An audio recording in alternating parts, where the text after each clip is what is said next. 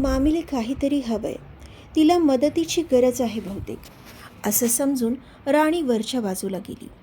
जवळ जाऊन मामीला काही विचारणार तोच मामीने तिच्याकडे पाहिलं. ते पाहून राणीची बोबडीच वळली.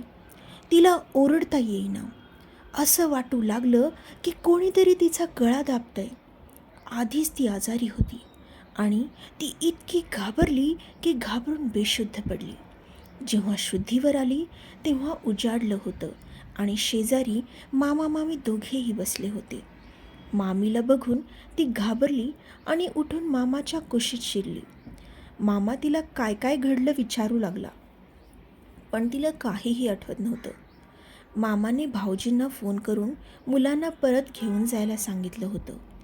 मुलंही काही न म्हणता परत त्यांच्या घरी निघून गेली.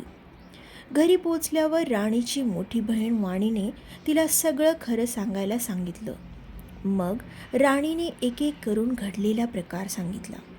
ती म्हणाली, ताई, अचानक रात्री 12:30च्या सुमारास माझी झोप मोडली.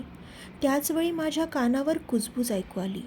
असं वाटत होतं की एक बाई आणि पुरुष बोलतायत. तसेच आवाज होते ते. मी आवाजाच्या दिशेने गेले. तिथं मला मामी दिसल्या. मग मी अगदी बिनधास्तपणे त्यांच्याजवळ जाऊ लागले. पण मामीने जसा तिचा चेहरा माझ्याकडे वळवला तर माझी बोलतीच बंद झाली. मामीचा चेहरा अर्धवट जळालेल्या अवस्थेत दिसत होता.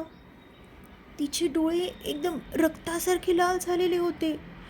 केस कमरेपर्यंत लांब होते, पण ते सगळे हवेत उडत होते. तिचे दात इतके आणि असं वाटत होतं की ती माणूस नसून भूत वगैरे आहे. मला ओरडायचं होतं, पण माझा आवाजच निघत नव्हता. मामी लांबूनच मला तिच्याकडं बोलावू लागली, पण मी इतकी घाबरले आणि अचानक माझ्या डोळ्यासमोर अंधारी आली आणि मी बेशुद्ध पडले.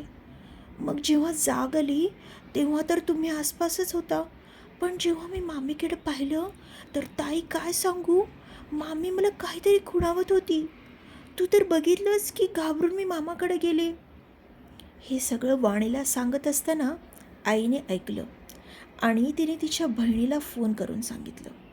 त्या दिवसापासून दोघींनी कधीही आपल्या मुलांना मामाकडे पाठवलं नाही. मामा नेहमी बोलवायचा, पण त्या काही ना काही कारण सांगून टाळत असायच्या. दादासाहेबाला ह्या गोष्टीचं फार वाईट वाटलं, कारण एकतर त्याची मुले कुठेही जात नसत आणि दुसरं म्हणजे त्या मुलांमुळे आपली मुलं खुश असतात. म्हणून त्याला वाटायचं की बहिणीची मुलं नेहमी यावीत, पण त्याला कळून चुकलं की त्याला टाळतायत. हळूहळू त्यांच्यातील संवाद कमी झाला. आजीला फार वाईट वाटलं, पण मामी फार खुश होती. असंच एकदा मुले शाळेत गेली होती. आजी शेतात गेली होती. दादासाहेब दुकानात होते. त्याला अचानक आठवलं की दुकानातलं काही सामान संपलं होतं.